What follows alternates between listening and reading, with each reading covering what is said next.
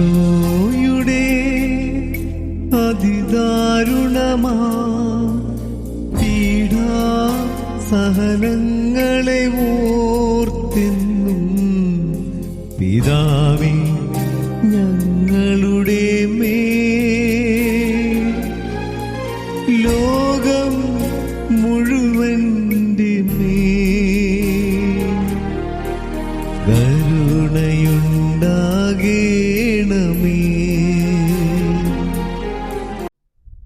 Hallelujah hallelujah. Ave Maria Ave Maria. കേൾക്കാമോ? Hallelujah. കേൾക്കാം ബ്രദറെ. എഫെസോസുകാർക്ക് എഴുതിയ ലേഖനം 4-ാം അധ്യായം 4 മുതൽ തിരുവചനങ്ങൾ. എന്നാൽ നമ്മൾ പാപം വഴി മരിച്ചവരായിരുന്നിട്ടും കരുണാസമ്പന്നനായ ദൈവം നമ്മോട് കാണിച്ച മഹത്തായ സ്നേഹത്താൽ ക്രിസ്തുവിനോടുകൂടെ നമ്മെ ജീവിപ്പിച്ചു. കൃപയാൽ നിങ്ങൾ രക്ഷിക്കപ്പെട്ടു.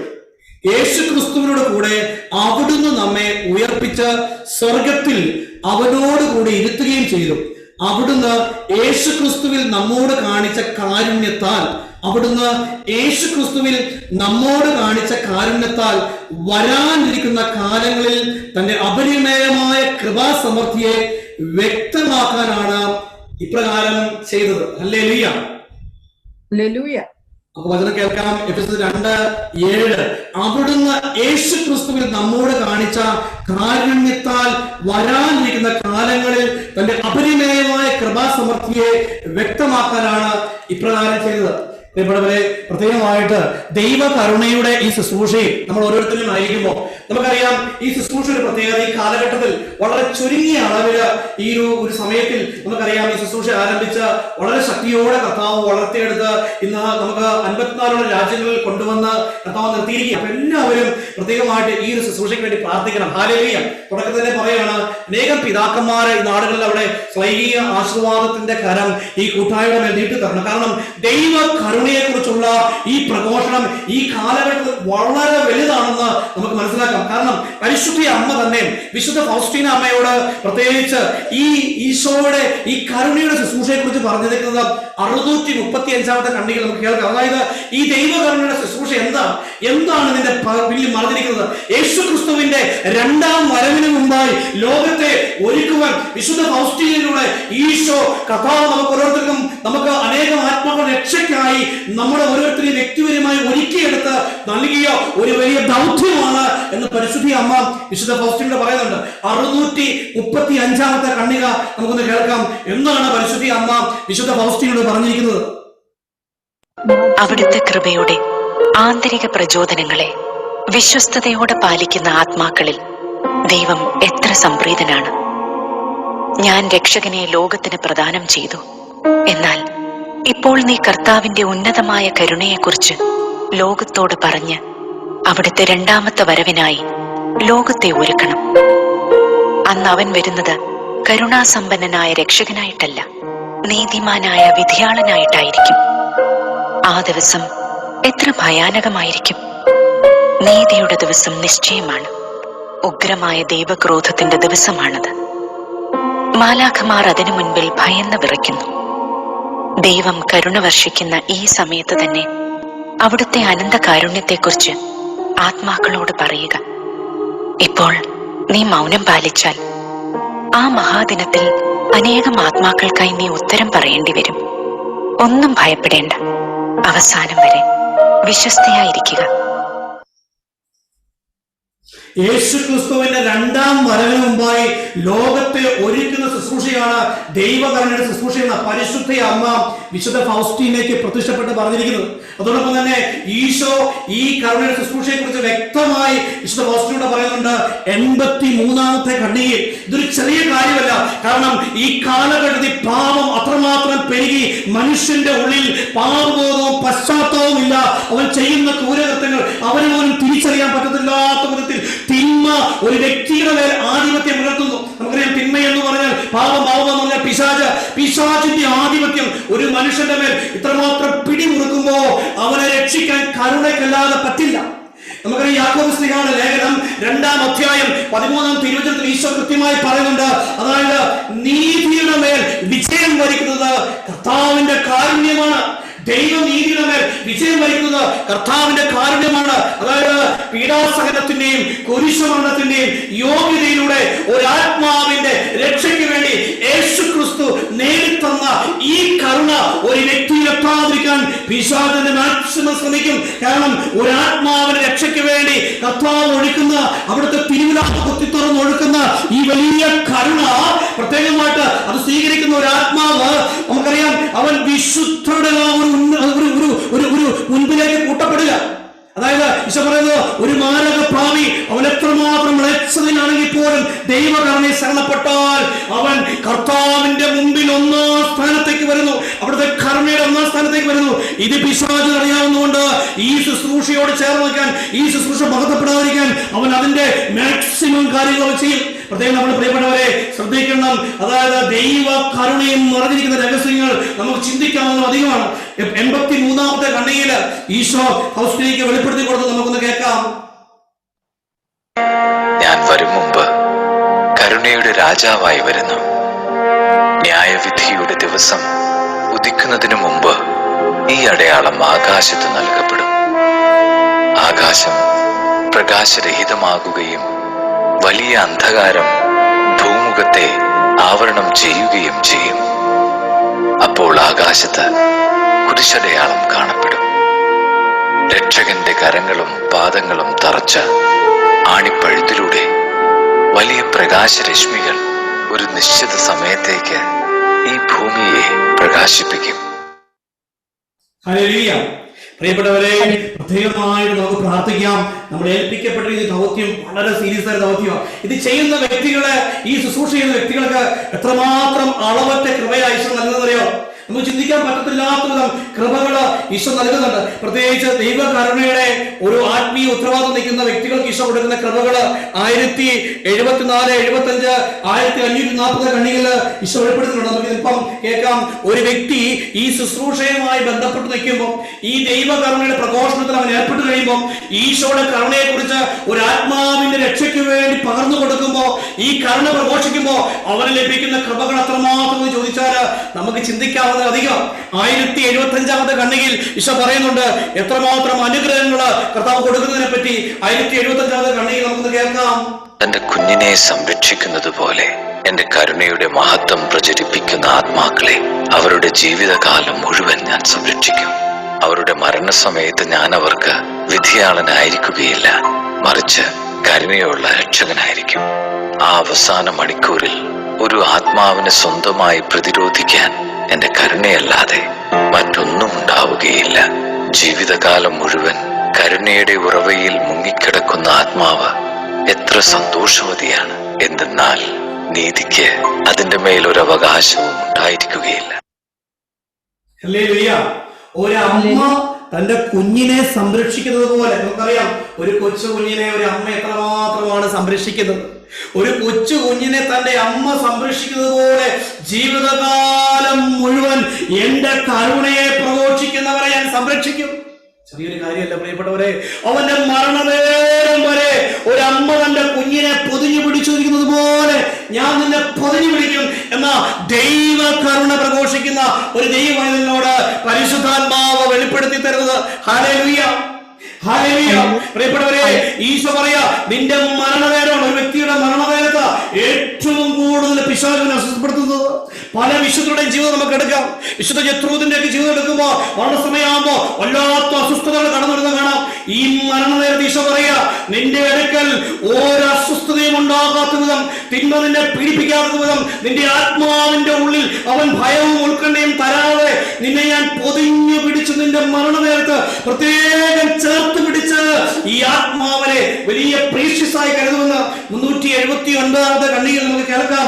എങ്ങനെയാണ് ഈശോ ഈ കരുണയുടെ അംബാസഡറിന്, കരുണയുടെ സെക്രട്ടറിക്ക്, ഈ കരുണയുടെ ശുശ്രൂഷയുടെ വിളംബരക്കാരന് കൊടുക്കുന്ന ആ ഒരു കൃപയെന്ന് നമുക്കൊന്ന് കേൾക്കാം. 379-ാമത്തെ ഖണ്ഡിക. ഒരു ആരാധനയുടെ സമയത്ത് ഈശോ എന്നോട് വാഗ്ദാനം ചെയ്തു, എന്റെ കരുണയിൽ ആശ്രയിക്കുന്ന ആത്മാക്കളോടും എന്റെ അളവറ്റ കരുണയെപ്പറ്റി മറ്റുള്ളവരോട് പ്രഘോഷിക്കുകയും മഹത്വപ്പെടുത്തുകയും ചെയ്യുന്നവരോടും അവരുടെ മരണസമയത്ത് വലിയ കരുണയോടെ ഞാൻ വർത്തിക്കും. തിരഞ്ഞെടുക്കപ്പെട്ട ആത്മാക്കൾ പോലും എന്റെ കരുണയുടെ മഹത്വം മനസ്സിലാക്കാത്തതിനാൽ എന്റെ ഹൃദയം ദുഃഖപൂരിതമാണ്. എന്നോടുള്ള അവരുടെ പെരുമാറ്റം പല പ്രകാരത്തിൽ അവിശ്വാസത്താൽ നിറഞ്ഞിരിക്കുന്നു. ഓ, അതെന്റെ ഹൃദയത്തെ എത്രമാത്രം വേദനിപ്പിക്കുന്നു. എന്റെ പീഡാസഹനത്തെ ഓർക്കുക. എന്റെ വാക്കുകൾ നിങ്ങൾ വിശ്വസിക്കുന്നില്ലെങ്കിലും കുറഞ്ഞപക്ഷം. ഹല്ലേലൂയ.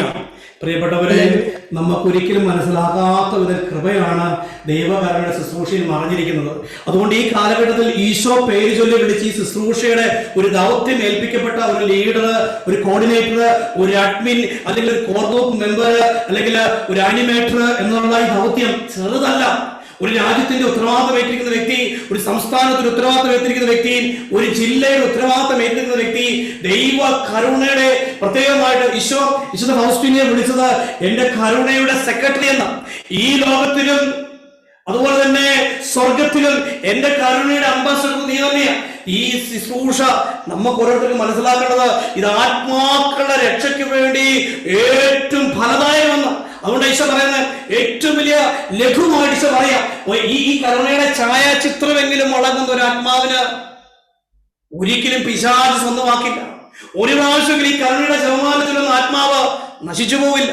ഈശോയെ ഞാൻ നിന്നെ ശരണപ്പെടുന്നുവെന്ന് ഈശോയുടെ കരുണയെ ശരണപ്പെടുന്ന ഒരു ആത്മാവ് നശിച്ചു പോവില്ല. 1540 കണ്ണിൽ നമുക്ക് കേൾക്കാം, ഈശോയുടെ കരുണയിൽ ശരണപ്പെടുന്ന എത്ര വലിയ പാപിയാണെങ്കിലും അവനെ എത്രമാത്രം ഈശോ സ്നേഹത്തോടെ ചേർത്ത് വെക്കുന്നു. കാരണം ഇത് നമുക്ക് നിസ്സാരമായി കാണേണ്ട ഒരു ശുശ്രൂഷയല്ല. അതുകൊണ്ട് ബഹുമാനപ്പെട്ട ലീഡറായിരിക്കുന്ന ഓരോ വ്യക്തികളും ഈ നാളുകളിൽ ഈശോയുടെ ഈ കരുണയുടെ ഒരു മനോഭാവത്തോടെ, ബഹുമാനപ്പെട്ട ജോസഫ് നമ്മളോട് പറഞ്ഞു, നമ്മൾ കേട്ടു, യോഹന്നാന്റെ സുവിശേഷത്തിലെ 13-ാം അധ്യായം 14-ാം തിരുവചനം, നിങ്ങളുടെ ഗുരുവും കർത്താവുമായി ഞാൻ നിങ്ങളുടെ പാദങ്ങൾ കഴിയുമെങ്കിൽ നിങ്ങളും പരസ്പരം കഴുകണം. എന്നാൽ ഞാൻ നിങ്ങൾക്ക് ചെയ്തു തന്നതുപോലെ നിങ്ങളും ചെയ്യേണ്ടതിന് ഞാൻ നിങ്ങൾക്കൊരു മാതൃക നൽകിയിരിക്കുന്നു. ഒരു ലീഡർ എന്ന നിലയിൽ ബഹുമാനപ്പെട്ട അഗസ്റ്റിൻ പ്രാർത്ഥനയുടെ ആരംഭത്തിൽ പ്രാർത്ഥിച്ചു, കർത്താവിന്റെ കരുണയുടെ ആ ഒരു പ്രതീക്ഷ നമ്മളിൽ ഉണ്ടാകണം. കാരണം ഈ ഭൂമിയിൽ എത്ര വലിയ പാപിയാണെങ്കിലും നമുക്കറിയാം, എവിടെ ദൈവകരുണയെ കുറിച്ച് പറയാനും എനിക്ക് ഏറ്റവും പറയാൻ ഇഷ്ടമുള്ള ഒരു സുവിശേഷ ഭാഗമാണ് നല്ല കള്ളന്റെ ഭാഗം. കാരണം അവൻ മരിക്കുന്നതിന് തൊട്ടു മുമ്പ് ഒരു കള്ളനായിരുന്നു. എന്നാൽ ഈശോ പറഞ്ഞു, നീ പർദീസയിൽ ഇന്ന് എന്റെ കൂടെ ആയിരിക്കും എന്ന് പറയുമ്പോ അവൻ ഒരു വിശുദ്ധനായി മാറുക. സ്വർഗത്തിലെത്തുന്ന ഒരു ആത്മാവിനെ നമുക്ക് വിശുദ്ധൻ എന്നല്ലേ വിളിക്കാൻ പറ്റൂ. മരണത്തിന് തൊട്ട് മുമ്പ് അവൻ ഒരു കള്ളനായിരുന്നു. അവൻ നീചപ്രവൃത്തി ചെയ്തിരുന്നു. അവൻ ചെയ്ത തെറ്റിന് പരിഹാരമായിട്ട് അവനെ കുരിശ് തറച്ചത്. എന്നാൽ ദൈവത്തിന്റെ കരുണയിൽ അവൻ ചേർന്നത് അവർ മനസ്സിലാക്കി, ഇത് സാധാരണ വ്യക്തിയല്ല, ഈ നടുവിൽ 3 ആണിനെ തറയ്ക്കപ്പെട്ടിരിക്കുന്നത് ഇവന് അസാധ്യമായ എന്തോ ഒരു പ്രത്യേകതയുണ്ട്. അവൻ തിരിച്ചറിഞ്ഞ ഈശോയോട് പറയാണ്, നീ പർദീസയിലായിരിക്കുമ്പോ എന്നെ കൂടെ നോക്കണേ എന്ന്. ഈശോയുടെ കരുണ എന്താ അവിടെ പറഞ്ഞത്? ഇന്നു ഞാൻ പർദീസയിലായിരിക്കും, നീ എന്റെ കൂടെ ആയിരിക്കും. പ്രിയപ്പെട്ടവരെ, മരണത്തിന് ശേഷം ആ കള്ളൻ വിശുദ്ധനല്ലാതെ പിന്നെ എന്താണായത്? അതുകൊണ്ട് ഇതേ ഒരു ശുശ്രൂഷയാണ് ദൈവകരുണ ശുശ്രൂഷ. നമുക്ക് കേൾക്കാം 1540 കണ്ണിയിൽ ഈശോ എന്താ പറയുന്നതെന്ന്. ജനുവരി 28, 1938. ഇന്ന് കർത്താവ് എന്നോട് പറഞ്ഞു, എന്റെ മകളെ, ഈ വാക്കുകൾ രേഖപ്പെടുത്തുക. കരുണയെ മഹത്വപ്പെടുത്തുകയും അതിന്റെ ഭക്തി പ്രചരിപ്പിക്കുകയും എന്റെ കരുണയിൽ ശരണപ്പെടാൻ മറ്റുള്ളവരെ പ്രോത്സാഹിപ്പിക്കുകയും ചെയ്യുന്ന ആത്മാക്കൾക്ക് മരണസമയത്ത് ഭീതി അനുഭവപ്പെടുകയില്ല. അവരുടെ അന്തിമ പോരാട്ടത്തിൽ എന്റെ കരുണ അവരെ 1146 കണ്ണിയില് പ്രിയപ്പെട്ട മക്കളെ, ഒരു ആത്മാവ് എത്രമാത്രം പാപത്തിന്റെ അധപതനത്തിലാണെങ്കിലും ആ ആത്മാവിനെ എത്രയധികമായി ഈശോ സ്നേഹിക്കുന്നെന്നും എത്രയധികമായി ഈശോ അനുഗ്രഹിക്കുന്നുവെന്നും നമുക്കൊന്ന് കാണാം. ആശ്രയിക്കട്ടെ. മറ്റാരേക്കാളും അവർക്കാണ് എന്റെ കരുണയുടെ ആഴങ്ങളിൽ ശരണപ്പെടുന്നതിനുള്ള ഏറ്റവും വലിയ അവകാശം. എന്റെ മകളെ, പീഡിപ്പിക്കപ്പെടുന്ന ആത്മാക്കളോടുള്ള എന്റെ കരുണയെ പറ്റി എഴുതുക. എന്റെ കരുണ യാചിക്കുന്ന ആത്മാക്കൾ എന്നെ ആനന്ദിപ്പിക്കുന്നു. അവർ അപേക്ഷിക്കുന്നതിലും അധികം കൃപകൾ ഞാൻ അവർക്ക് പ്രദാനം ചെയ്യുന്നു. എന്റെ ആർദ്രത അപേക്ഷിക്കുന്ന ഏറ്റവും വലിയ പാപിയെ പോലും എനിക്ക് ശിക്ഷിക്കാൻ സാധിക്കില്ല. എന്നു മാത്രമല്ല, എന്റെ അത്യഗാധവും അഗ്രാഹ്യവുമായ കരുണയാൽ ഞാൻ അതിനെ നീതീകരിക്കും. എഴുതുക, നീതിയുള്ള ന്യായാധിപനായി വരുന്നതിനു മുമ്പ് ഞാൻ ആദ്യം എന്റെ കരുണയുടെ കവാടം മലർക്കെ തുറക്കും. കരുണയുടെ കവാടത്തിലൂടെ പ്രവേശിക്കാൻ ഹല്ലേലൂയ. കരുണയുടെ കവാടത്തിലൂടെ പ്രവേശിക്കാൻ വിസമ്മതിക്കുന്ന ഒരാത്മാവ് എന്റെ നീതിയുടെ കവാടത്തിലേക്ക് കടന്നു വരണം. അതുകൊണ്ട് തന്നെ നമുക്ക് ഈ കാലഘട്ടത്തിൽ ശക്തമായിട്ട് ഈ ശുശ്രൂഷയുടെ ഒരു മുൻനിരയിൽ നിന്ന് ആത്മാക്കളെ രക്ഷയ്ക്ക് വേണ്ടി പ്രയത്നിക്കാൻ പ്രിയപ്പെട്ടവരെ, ചെറിയൊരു കാര്യമല്ല സ്വർഗം നമ്മുടെ കൈവച്ചിരിക്കുന്നത്. അനേകം ആത്മാക്കളുടെ രക്ഷയാണ്. ഒരു കുഞ്ഞു കാര്യമെങ്കിലും ദൈവകരുണയിൽ ശരണപ്പെട്ട് നമ്മൾ ചെയ്യാനായിട്ട് ഒരുങ്ങുമ്പോൾ അസാധ്യമായ കൃപകൾ നമ്മളിലേക്ക് വളർന്നു വരും. ഈ ഒരു ശുശ്രൂഷ പ്രഘോഷിക്കുകയും പ്രചരിപ്പിക്കുകയും ചെയ്യുന്നവരുടെ ജീവിതത്തിൽ അവർക്ക് ചിന്തിക്കാനാകാത്ത അളവറ്റ കൃപ കർത്താവ് കൊടുക്കും. അതുകൊണ്ട് തന്നെയാണ് വളരെ അവിചാരിതമായിട്ട് ഈ ശുശ്രൂഷയിലേക്ക് കടന്നു വന്നപ്പോ ദൈവകരുണയുടെ ആഴങ്ങളെ കുറിച്ച്, മഹത്വത്തെ കുറിച്ചും വിശുദ്ധ ഫൗസ്റ്റീന ഡയറിയിൽ നിന്ന് ആരുമായി മനസ്സിലാക്കാൻ തുടങ്ങിയപ്പം പ്രിയപ്പെട്ടവരെ, ഈ കാലഘട്ടത്തിന്റെ ശുശ്രൂഷ ഈശോ ആഗ്രഹിക്കുന്നത് ദൈവകരുണയിൽ നിന്ന് ശക്തമായി വെളിപ്പെടുന്നു എന്ന് മനസ്സിലാക്കാനായിട്ട് ഈ ഇളയവന് സാധിച്ചു. അങ്ങനെ ഈ ശുശ്രൂഷ കാലഘട്ടത്തിൽ എവിടെ ഈശോയുടെ ഒരു ശുശ്രൂഷ എന്ത് കാര്യത്തിൽ വിളിച്ചാലും ദൈവകരുണയെ കുറിച്ച് പറയുക, ദൈവകരുണയുടെ ജപമാലയെ കുറിച്ച്, ദൈവകരുണയുടെ നൊവേനയെ കുറിച്ച്, ദൈവകരുണയുടെ 3 മണി പ്രാർത്ഥന. നമുക്കൊന്നുമല്ല, ഈ 3 മണി പ്രാർത്ഥനയെ മാത്രം എത്രമാത്രം കൃപയുണ്ടെന്ന് അറിയാവോ? നിനക്ക് പ്രാർത്ഥിക്കാൻ പറ്റിയില്ലെങ്കിലും ഈ 3 മണിക്ക് ഈശോയുടെ കരുണയെ ശരണപ്പെട്ട് ഈശോയുടെ തിരുവിലാവിൽ നിന്നും ഞങ്ങൾക്ക് വേണ്ടി കാരുണ്യസ്രോതസ്സായി ഒഴുകുന്ന തിരുരക്തമേ, തിരുജലമേ, ഞാൻ നിന്നെ ശരണപ്പെടുന്നുവെന്ന് മറ്റൊരാത്മാവിന് രക്ഷയ്ക്ക് വേണ്ടി നീ അനുദപിച്ച് പ്രാർത്ഥിച്ചാൽ ആ ആത്മാവിന്റെ മേൽ മാനസാന്തരത്തിന്റെ വൻ കടൽ ഞാൻ ഒഴുക്കുമെന്ന് ഈശോ പറഞ്ഞിട്ടുണ്ട്. അപ്പം സാധിക്കുന്നത് പോലെ ഈ ഡയറിയെ കുറിച്ച് മനസ്സിലാക്കണം, ഇതിൽ മറിഞ്ഞിരിക്കുന്ന കൃപയെ കുറിച്ച് മനസ്സിലാക്കണം. ഈ ശുശ്രൂഷയുടെ ഭാഗം നമ്മൾ ഏറ്റെടുക്കുമ്പോൾ നമ്മൾ ചിന്തിക്കുന്ന ഒരു കാര്യമുണ്ട്, ഇതെന്താണെന്ന് നമ്മൾ മനസ്സിലാക്കണം. അതായത് ഒരു കുഞ്ഞു കാര്യത്തിലൂടെ അല്ലെങ്കിൽ അതല്ല ഒരു ചെറിയ ഉത്തരവാദിത്തത്തിലൂടെ, അങ്ങനെയല്ല. അതിന്റെ അപ്പുറം ഈശോ എന്തൊക്കെ ആഗ്രഹിക്കുന്നുണ്ട്. പ്രിയപ്പെട്ടവരെ, ഈ 54 രാജ്യങ്ങളുള്ള വ്യക്തികളുമായിട്ട് എങ്ങനെയാണ് ഈശോ കണക്ട് ചെയ്തത്?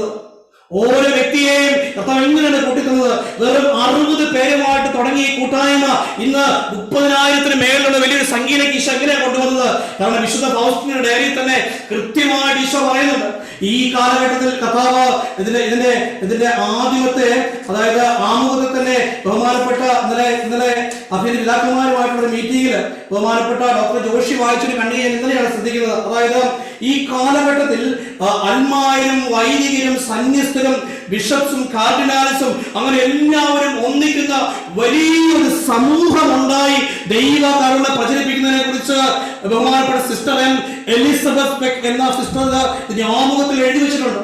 അങ്ങനെ ഒരു കൂട്ടായ്മയായിട്ടാണ് ഈശോ ഈ കൂട്ടായ്മ രൂപപ്പെടുത്തിയിരിക്കുന്നത്. അപ്പൊ അതുകൊണ്ട് ഈ കൂട്ടായ്മയുടെ വിവിധ ഉത്തരവാദിത്തങ്ങളുടെ ബഹുമാനപ്പെട്ട ലീഡേഴ്സ് ഓരോരുത്തരും നിങ്ങളിൽ കഴിയുന്ന വിധം ഈ ശുശ്രൂഷയിൽ ചേർന്നിരുന്ന ഒരു ആത്മാവിന്റെ രക്ഷയ്ക്ക് വേണ്ടി പൊരുതണം. വളരെ പ്രതിസന്ധിയുടെയും പ്രതികൂല സാഹചര്യത്തിന്റെയും വലിയ പാപത്തിന്റെയും തിന്മയുടെയും ഒരു കാലത്തിൽ നമ്മൾ വല്ലാതെ കടന്നു പോകുന്ന ഒരു അവസ്ഥയിലൂടെയാണ് നമ്മളിപ്പോ. ഈ സമയത്ത് ദൈവ കരുണയുടെ ശുശ്രൂഷകൾക്ക് അതിൻ്റെതായ പ്രാധാന്യമുണ്ട്. നമുക്ക് എല്ലാവർക്കും ഒന്ന് പ്രാർത്ഥിക്കാം, ഈ ശുശ്രൂഷകളെ കുറിച്ച് ആഴമായി മനസ്സിലാക്കാൻ, ഈ ശുശ്രൂഷയിൽ മറഞ്ഞിരിക്കുന്ന ദൈവകൃപയെ കുറിച്ച് ആഴമായി മനസ്സിലാക്കാൻ, നമ്മൾ ഓരോരുത്തരും ഈശോ ഏൽപ്പിച്ച ഈ ഉത്തരവാദിത്വത്തിൽ മറഞ്ഞിരിക്കുന്ന രഹസ്യങ്ങളെ കുറിച്ച് ആഴമായി മനസ്സിലാക്കാൻ നമുക്കൊന്ന് സ്തുതിക്കാൻ. എല്ലാവരും ഒന്ന് മൈക്ക് തുറന്ന് കർത്താവേ, ഈ ശുശ്രൂഷ യേശു ക്രിസ്തുവിന്റെ 2ാം വരവിന് വേണ്ടി ലോകത്തെ ഒരുക്കുന്ന ശുശ്രൂഷ എന്ന വിശുദ്ധ ഫൗസ്റ്റീനയ്ക്ക് പരിശുദ്ധി അമ്മ പ്രത്യക്ഷപ്പെട്ട് പറയുന്നത്. അതുകൊണ്ട് ഈശോ പറയുന്നത് നമ്മൾ കേട്ടു, കർത്താവിന്റെ കരുണയുടെ സിംഹാസനം അവിടുന്ന് രാജാവായി വെളിപ്പെടുന്ന ഒരു കാലഘട്ടമാണിത്. ഈ കാലഘട്ടത്തിൽ വലിയ പല ആത്മീയ ചാനലുകളും പല ആത്മീയ നേതൃത്വത്തിൽ നിൽക്കുന്ന പല വൈദികര് അതുപോലെ തന്നെ പല ശുശ്രൂഷകര് പറയുന്നുണ്ട്, ദൈവ കരുണയുടെ അവസാന നാളുകളിലൂടെ കടന്നു പോകുന്നു. ഈ നാളുകളിൽ ഷക്കീന ടെലിവിഷൻ നമ്മൾ കണ്ടു, ബഹുമാനപ്പെട്ട ഡാനിയൽ അച്ഛൻ ഈ കൂട്ടായ്മ വന്നപ്പോൾ പറഞ്ഞു. അങ്ങനെ അനേകരുടെ കർത്താവ് പറയുന്നുണ്ട്, ഈ കാലഘട്ടം ദൈവകരുണ അവസാന നാളുകളിലൂടെയാണെന്ന്. ദൈവത്തിന്റെ നീതി വെളിപ്പെടുന്ന ഒരു സമയം മുമ്പ് ആത്മാക്കളെ രക്ഷയ്ക്ക് വേണ്ടി പൊരുതുന്നത് നമ്മൾ ഓരോരുത്തർ ഉത്തരവാദിത്വം. നമുക്ക് എല്ലാവർക്കും ശ്രദ്ധിക്കാം, ഈ കൃപ നമ്മൾ ഓരോരുത്തരും വ്യാപരിക്കാൻ തടസ്സമായ എല്ലാ കെട്ടുമഴിയാൻ ബന്ധനം അഴിയിട്ടെന്നുള്ള പാട്ടോട് ചേർന്ന് നമ്മൾ സ്തുതിക്കുകയാണ്. എല്ലാവർക്കും മൈക്ക് ശക്തമായി ഈ അഭിഷേകം സ്തുതിക്കുന്നു. കർത്താവേ, കൃപയെടുക്കണമേ, കൃപയെടുക്കണമേ, ആത്മീയ ചൈതന്യം വ്യാപിക്കണമേ, ഈ ശുശ്രൂഷ സ്വർഗ്ഗമാഗ്രഹിക്കുന്ന കൃപ വെളിപ്പെടട്ടെ. Hallelujah, hallelujah, hallelujah. Hallelujah hallelujah. സ്തുതിക്കുന്നു സ്തുതിക്കുന്നു സ്തുതിക്കുന്നു സ്തുതിക്കുന്നു സ്തുതിക്കുന്നു. എല്ലാവരും സ്തുതിക്കട്ടെ, എല്ലാവരും സ്തുതിക്കട്ടെ. യേശുവേ നന്ദി നന്ദി നന്ദി നന്ദി നന്ദി നന്ദി നന്ദി. Hallelujah hallelujah hallelujah hallelujah hallelujah. നമുക്ക് കരമടിച്ച് ഒന്നുചേർന്ന് ഈ ഗാനത്തോട് ചേർന്ന് ഈ ശുശ്രൂഷയുടെ മേലെ ഏതെങ്കിലും കെട്ടുകളോ ബന്ധനങ്ങളോ തടസ്സങ്ങളോ ഉണ്ടെങ്കിൽ അതെല്ലാം അഴിഞ്ഞ് ഈ മണിക്കൂർ നമ്മളെ ദൈവം ആഗ്രഹിക്കുന്ന പുത്രസ്വീകരണത്തിന്റെ ഒരു സ്വാതന്ത്ര്യത്തിലേക്ക് കടന്നു വരാൻ നമുക്കൊന്ന് ചേർന്ന് പാടി പ്രാർത്ഥിക്കാം.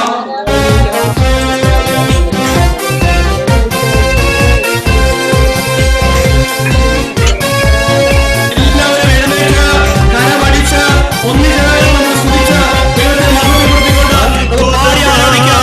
വിടുതൽ തലമുറകൾക്കെന്നും അവകാശം യേശുവിൻ ബലിയുടെ യോഗ്യതയാലെ ബന്ധനത്തിൽ നിന്നും വിടുതൽ, അത്ഭുതമായ വിടുതൽ തലമുറകൾക്കെന്നും അവകാശം യേശുവിൻ ബലിയുടെ യോഗ്യതയാലെ ബന്ധനത്തിൽ നിന്നും